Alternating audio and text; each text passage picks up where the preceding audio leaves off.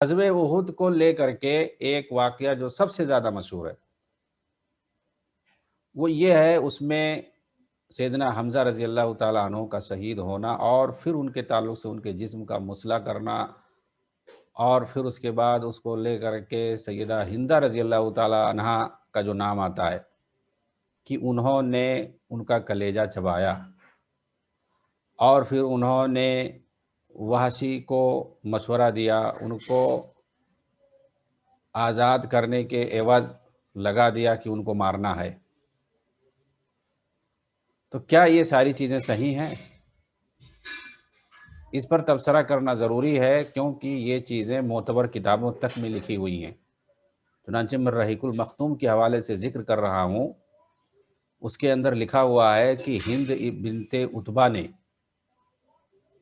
حمزہ رضی اللہ عنہ کا کلیجہ چاک کر دیا، یعنی گویا انہوں نے خود کلیجہ چاک کیا اور منہ میں ڈال کر چبایا اور نگلنا چاہا لیکن نگل نہ سکی، تو تھوک دیا اور کٹے ہوئے کانوں اور ناکوں کا پازیب یا ہار بنا لیا۔ اس طرح کی، یعنی جو ان کے ہاتھ اور کان ناک یہ سب کٹے ہوئے ان کو پازیب بنا کر کے اور ہار بنا کر کے گلے میں اور پاؤں میں لگا لیا، ڈال لیا، اور ان کا کلیجہ بھی چبایا، اندر نہیں نکل سکی تو اگل دیا۔ یہ جو واقعہ ہے، اور یہ الرحیق المختوم ظاہر سی بات ہے معتبر کتاب مانی جاتی ہے اردو میں، اور اس کے علاوہ بہت ساری کتابوں میں یہ واقعہ منقول ہے اسی طرح سے۔ ہند بنت عتبہ ایک صحابیہ ہیں، انہوں نے اسلام قبول کیا فتح مکہ کے وقت، اللہ کے رسول کے پاس آ کر کے انہوں نے بیعت کیا، ان کا واقعہ مشہور ہے، اور اسلام لانے کے بعد کس طرح سے وہ تھی اللہ اور کے رسول صلی اللہ علیہ وسلم سے، کس طرح سے انہوں نے محبت کا اظہار کیا، ساری چیزیں تاریخ میں حدیث کی کتابوں میں مروی ہے، ایسی نہیں ہے، سب حقیقت سامنے ہے۔ کیا اس طرح کا واقعہ ان کے ساتھ پیش آیا؟ اگر نہیں آئے تو کس نے یہ سب مشہور کیا آخر اس قدر؟ تو اس پر تبصرہ کرنا ضروری ہے، اور کچھ مفصل تبصرہ ہوگا، اس کا جاننا ضروری ہے، کیونکہ یہ ایک صحابیہ پر الزام ہے۔ کس کی طرف سے یہ سب گڑھا گیا ہے اور کس کا کردار ہے اس کے پیچھے، اس کو فلموں میں باقاعدہ دکھایا گیا ہے، الرسالہ میں اس کو ہائی لائٹ کر کے دکھایا گیا ہے باقاعدہ، کہ کس طرح سے ہندہ نے وحشی رضی اللہ تعالیٰ عنہ کا استعمال کیا تھا سیدنا حمزہ رضی اللہ تعالیٰ عنہ کو قتل کرنے کے لیے۔ بہت بھیانک انداز میں اس کو دکھایا گیا باقاعدہ فلمہ کر کے، چنانچہ اس کی حقیقت کو جاننا ضروری ہے۔ سچ یہ ہے کہ اس قصے کا حقیقت سے کوئی تعلق نہیں ہے، یہ روایت چند کتب احادیث اور تاریخ اور تفاسیر میں وارد ہے، مگر اس کی سند منقطع ہے، اور یہ روایت مرسل ضعیف ہے۔ ابن کثیر نے البدایہ والنہایہ میں بغیر سند کے نقل کیا ہے، جو کہ ضعیف ہے۔ ابن ہشام نے منقطع سند کے ساتھ نقل کیا ہے، اور وہ بھی ضعیف ہے۔ واقدی نے ایک روایت نقل کی ہے اور وہ سخت ضعیف ہے۔ مطلب یہ ہے کہ اس واقعے کی جتنی سندیں ہیں ایک بھی صحیح نہیں ہے۔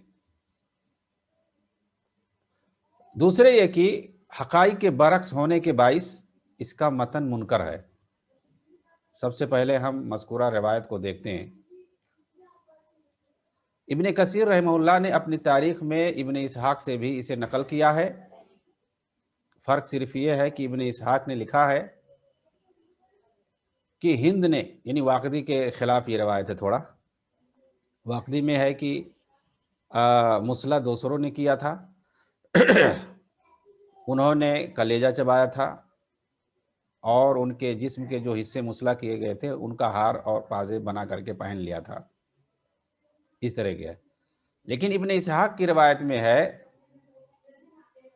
کہ ہند نے عورتوں کے ساتھ مل کر کے، مکہ کی کچھ عورتوں کے ساتھ مل کر کے ان کے جسم کا مسلح کیا۔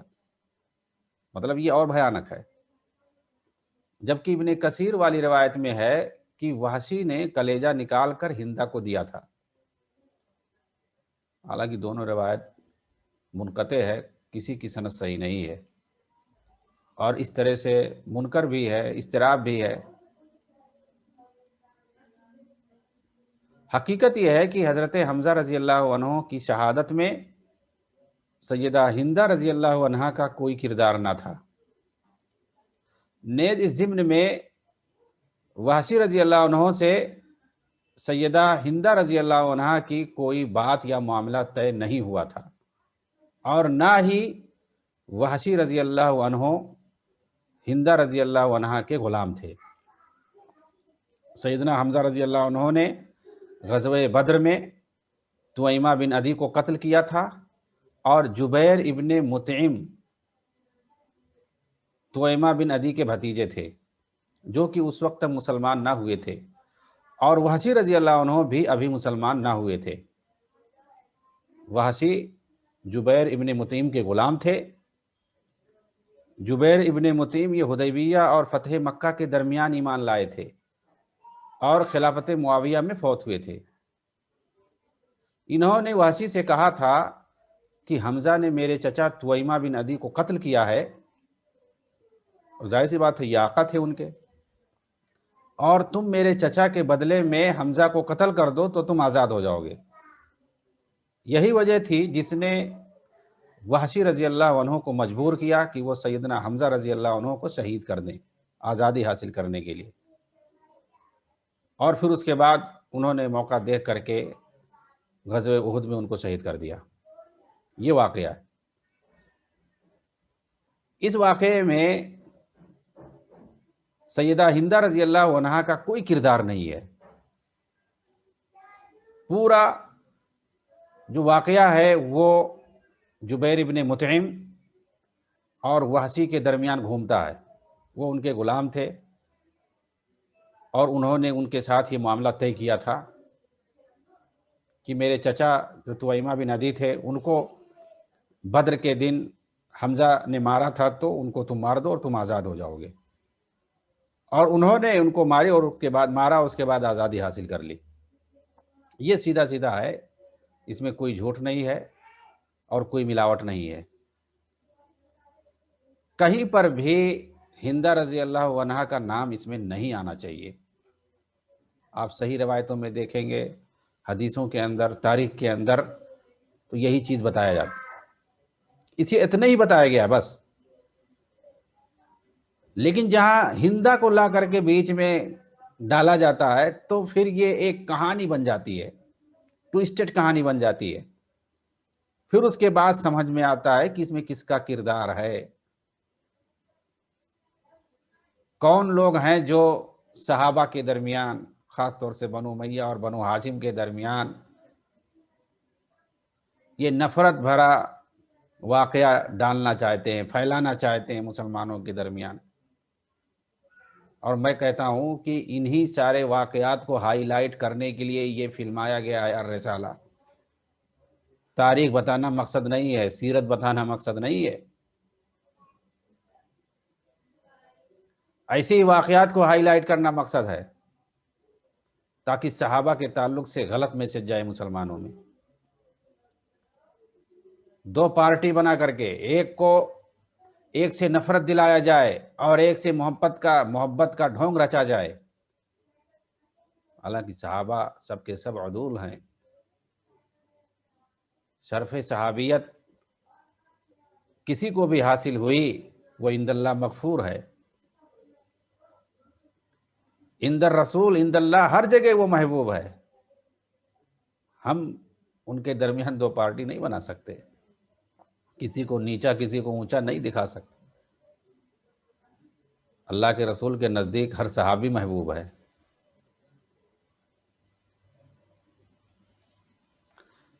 امام بخاری نے اپنی کتاب صحیح بخاری کے اندر کتاب المغازی کے عنوان سے، کتاب المغازی میں قتل حمزہ بن عبد المطلب کے تحت اس پورے واقعے کو نقل کیا ہے۔ اب یہ بھی دیکھیں کہ سیدنا وحشی رضی اللہ عنہ جب خدمت رسالت میں حاضر ہوئے، ضروری ہے کہ اس کو بتایا جائے وحشی رضی اللہ عنہ کا واقعہ اور ہندہ رضی اللہ عنہ کا واقعہ۔ جب وحشی یہ اللہ کے رسول کے پاس پہنچتے ہیں بیعت کرنے کے لیے، اسلام لانے کے لیے، تو آپ صلی اللہ علیہ وسلم نے ان کا مشرف با اسلام ہونا قبول کرتے ہیں اور اس کے بعد کہتے ہیں کہ تم اپنا چہرہ میرے سامنے مت لاؤ، نہ لایا کرنا۔ لیکن اس کے برعکس جب سیدہ ہندہ رضی اللہ عنہا اسلام لاتی ہیں تو آپ صلی اللہ علیہ وسلم خوشی کا اظہار کرتے ہیں، اور اس موقع پر آپ صلی اللہ علیہ وسلم اور سیدہ ہندہ کے مابین ہونے والی فصیحانہ و بلیغانہ گفتگو کا تذکرہ بھی دیکھیں گے، آپ کتابوں میں موجود ہے۔ کیا وجہ ہے کہ آپ صلی اللہ علیہ وسلم نے سیدہ ہندہ رضی اللہ عنہا سے حمزہ رضی اللہ عنہ کی شہادت کے حوالے سے کوئی بات نہیں فرمائی؟ جب وحشی آئے تو آپ کو یاد تھا ان کی شہادت اور اس کی حالت، کس طرح سے ان کو مارا گیا، لیکن جب سیدہ ہندہ آپ کے پاس آتی ہیں تو آپ کو اپنے چچا حمزہ کے بارے میں کچھ یاد نہیں رہتا ہے، کسی چیز کا ذکر نہیں کرتے اس تعلق سے۔ یہاں وحشی آتے ہیں تو ان سے آپ چہرہ پھیر لیتے ہیں اور کہتے ہیں کہ ہمارے سامنے نہیں آنا، کیونکہ مطلب نفرت کی وجہ سے نہیں کر رہے، مسلمان ہو گئے تو پھر کافی ہے صحابی ہونے کے لیے، دینی اعتبار سے وہ الگ چیز ہے۔ اس لیے آپ نے فرمایا تھا کہ حمزہ ہمارے جو چچا ہیں وہ یاد آ جاتے ہیں تمہارے آنے کی وجہ سے، اس وجہ سے آپ نے کہا تھا۔ لیکن دیکھیے سیدہ ہندہ جب اسلام لاتی ہیں تو آپ نے کسی چیز کا تذکرہ نہیں کیا۔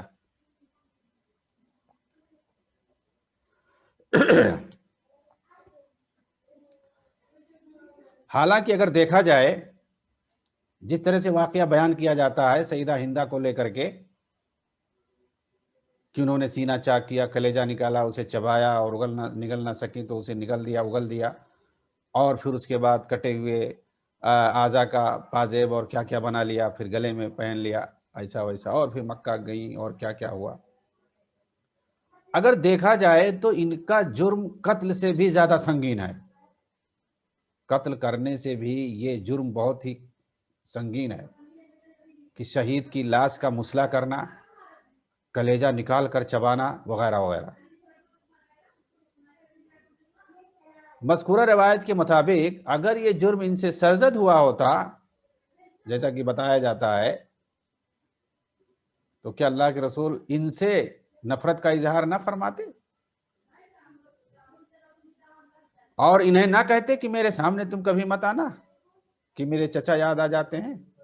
لیکن کسی بھی روایت کے اندر آپ نہیں دکھا سکتے، کسی ضعیف اور موضوع روایت کے اندر بھی ایسا کوئی واقعہ نہیں ہے کہ آپ نے ان سے نفرت کا اظہار کیا ہو سیدہ ہندہ سے۔ یہی چیز ان روایتوں کے جھوٹ ہونے کے لیے کافی ہے کہ ان روایتوں کے اندر ان گڑھنے والوں کو، جھوٹ بولنے والوں کو یہ بھی ڈالنا چاہیے تھا کہ اللہ کے رسول نے ان سے ہندہ سے نفرت کا اظہار کیا اور ان سے کہا کہ میرے سامنے نہیں آنا اور چہرہ پھیر لیا وغیرہ وغیرہ، لیکن ان جھوٹ گڑھنے والوں نے ان چیزوں کا خیال نہیں کیا، یہ چیزیں نہیں ڈالی اس میں۔ تو کہتے ہیں نا جھوٹ کا سر نہیں ہوتا۔ ہم دیکھتے ہیں اس کے بجائے آپ نے کیا سلوک کیا، آپ صلی اللہ علیہ وسلم نے سیدہ ہندہ کے ساتھ کیا کیا۔ آپ دیکھیں گے وحشی رضی اللہ عنہ کے بارے میں نبی صلی اللہ علیہ وسلم سے کوئی سامنا نہیں ذکر ہے کہ نہ کبھی آپ ملے، وہی بیعت کے وقت ملے، اس کے بعد آپ نے کہا میرے سامنے کبھی مت آنا کیونکہ ہمارے چچا یاد آ جاتے ہیں۔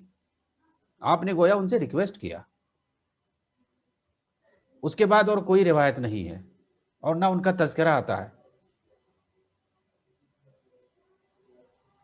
خلافت صدیقی کے اندر جب جنگ یمامہ میں مسیلمہ کذاب کو جب مار دیتے ہیں، اس کے بعد بیان کرتے ہیں اس کے بعد مجھے خوشی ہوئی کہ شاید میں نے قتل حمزہ کا بدلہ لے لیا ہے، اب ہو سکتا ہے اللہ رب العالمین کی یہاں مجھے جگہ مل جائے۔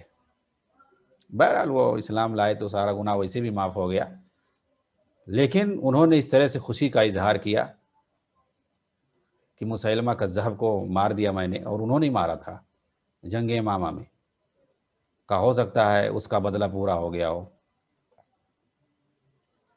لیکن دیکھتے ہیں کہ سیدہ ہندہ کے ساتھ اللہ کے رسول صلی اللہ علیہ وسلم نے کیا سلوک کیا۔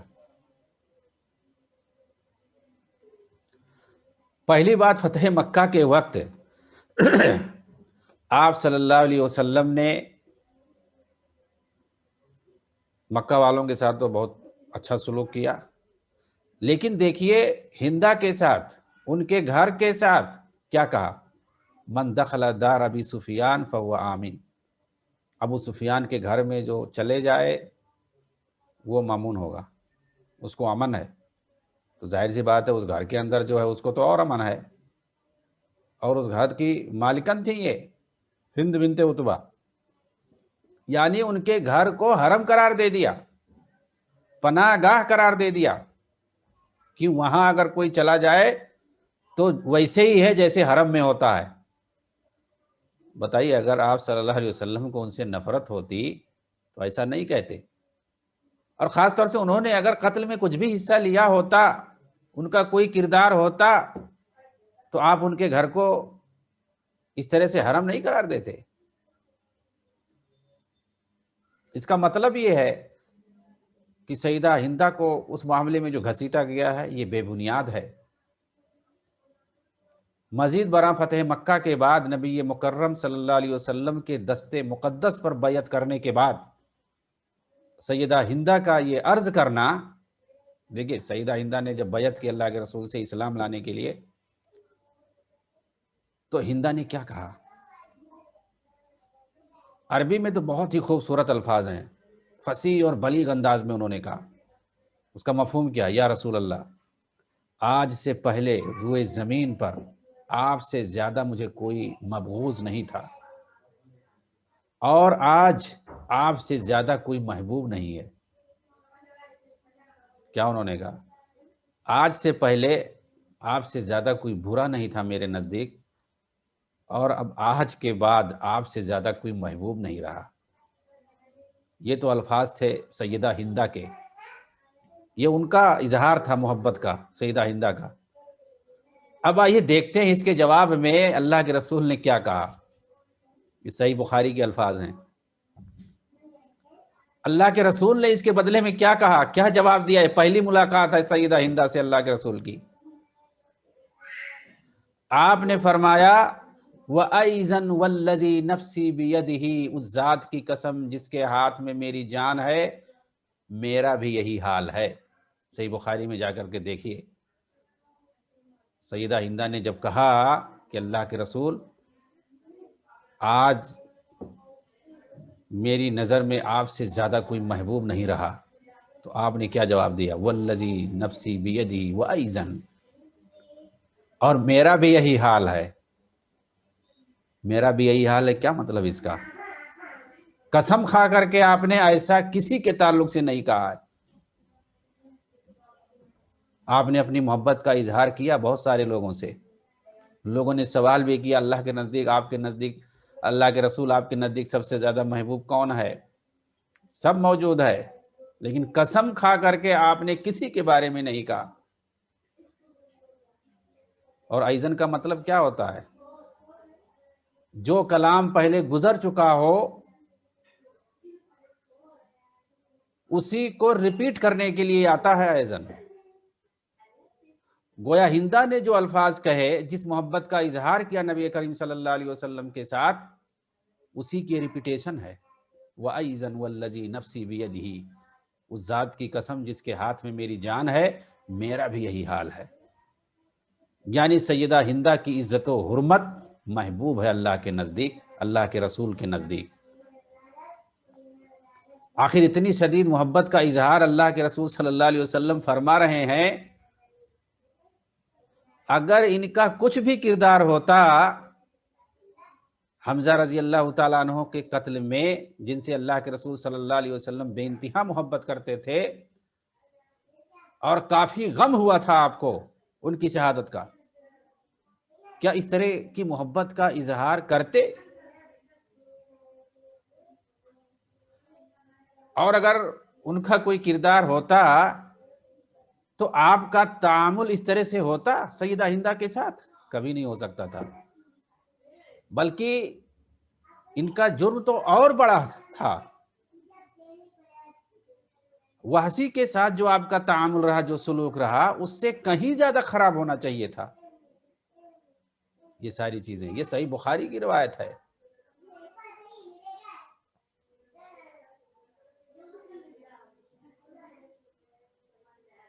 آپ نے کبھی یہ نہیں کہا کہ بھائی تم نے تو میرے چچا کا، محبوب چچا کا کلیجہ چبایا ہے، میرے سامنے مت آنا، بس تیرا اسلام قبول ہے، مسلمان ہو گئی، کافی ہے، میرے سامنے نہیں آنا، مجھ سے بات نہیں کرنا، ایسا کچھ نہیں آپ نے کہا، بلکہ الٹا قسم کھا کر کے محبت کا اظہار کیا۔ فتح مکہ کے بعد بہت سے لوگ ایمان لائے، مگر محبت و عقیدت سے بھرا وہ الفاظ، وَأَيْذًا وَالَّذِي نَفْسِي بِيَدِهِ، کسی اور شخص کو نصیب نہیں ہوا، چاہے وہ مرد ہو یا عورت۔ امام بخاری نے عنوان قائم کیا ہے باب و ذکر ہندہ، اور پھر اس کے بعد پوری تفصیل بتائی ہے کتاب و مناقب الانصار کے اندر۔ آپ جائے دیکھیں صحیح بخاری کی کتاب و مناقب الانصار میں باب و ذکر ہندہ، اس میں یہ پورا واقعہ انہوں نے نقل کیا ہے کہ کس طرح سے اللہ کے رسول کے پاس وہ بیعت کرنے کے لیے آئیں، اسلام قبول کرنے کے لیے، اور اس کے بعد اپنی محبت کا اظہار کیا، اور پھر اس کے بعد بیعت کی جب جو آیت ہے اس کو اللہ کے رسول نے جب تلاوت کیا، اور اس کے اندر چونکہ کچھ شرطیہ بیعت ہے کہ تہمت نہیں لگانا ہے، زنا نہیں کرنا ہے، شرک نہیں کرنا ہے، اس طرح کی بہت ساری چیزیں آیت میں ہیں، تو جب زنا کا لفظ آیا تو انہوں نے باقاعدہ اعتراض کیا، اللہ کے رسول کیا ایک آزاد شریف عورت زنا کر سکتی ہے؟ مطلب ایسا شرط لگانے کی کیا ضرورت ہے؟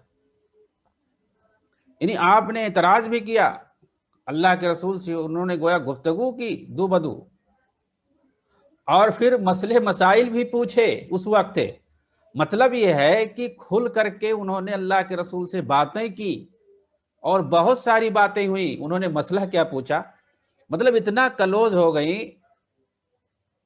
کہ گھریلو مسائل تک کا انہوں نے پوچھا۔ یہ بخاری ہی کے اندر موجود ہے۔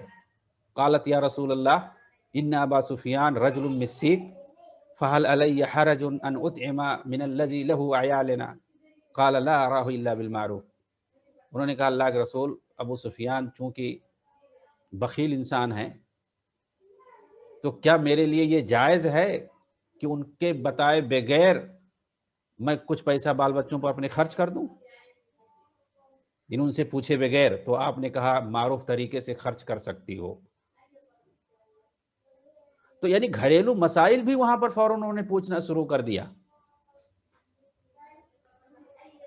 اور آپ سمجھ سکتے ہیں اللہ کے رسول سے کس طرح سے محبت کا انہوں نے اظہار کیا، اور فوری طور پر اسلام سے انہیں محبت ہو گئی۔ چھوٹی چھوٹی چیزوں پر بھی انہوں نے سوال کرنا شروع کر دیا کہ کوئی حرج ہوگا یا نہیں ہوگا، ہم کیا کر سکتے ہیں۔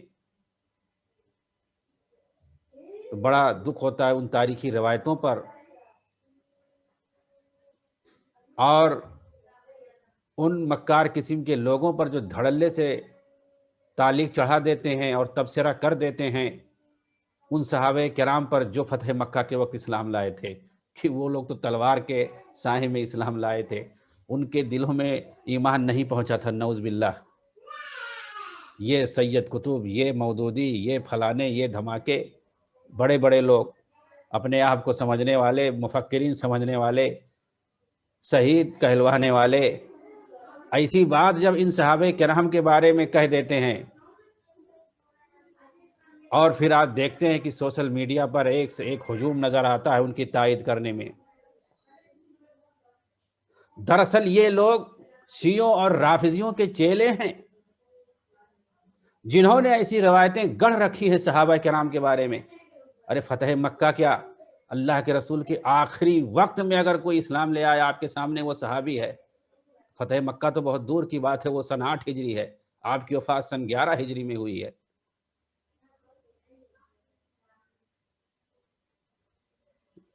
دراصل یہ لوگ نہ بخاری پڑھتے ہیں، نہ حدیث کی کتابیں پڑھتے ہیں، نہ سیرت کی صحیح کتابیں پڑھتے ہیں، اور سب سے بڑی چیز عقیدہ اور اصول نہیں پڑھتے ہیں، اس طرح سے تبصرہ کر دیتے ہیں صحابہ کرام کے بارے میں۔ آخر صحیح بخاری کی ان روایتوں کو کیا کریں گے آپ، کیا جواب دیں گے؟ دھڑلے سے کہہ دیتے کہ ان کے دل میں ایمان نہیں پہنچا تھا، لالچ میں وہ لوگ مسلمان ہو گئے تھے، تلوار کے ڈر کی وجہ سے مسلمان ہو گئے تھے۔ ایسے ہی لوگوں کو مورخ، مفکر اور شہید، مجاہد نہ جانے کیا کیا بولا جاتا ہے۔ یہی وجہ ہے دراصل فکری انحراف، منہج کی کمزوری، صحیح نہ ہونا۔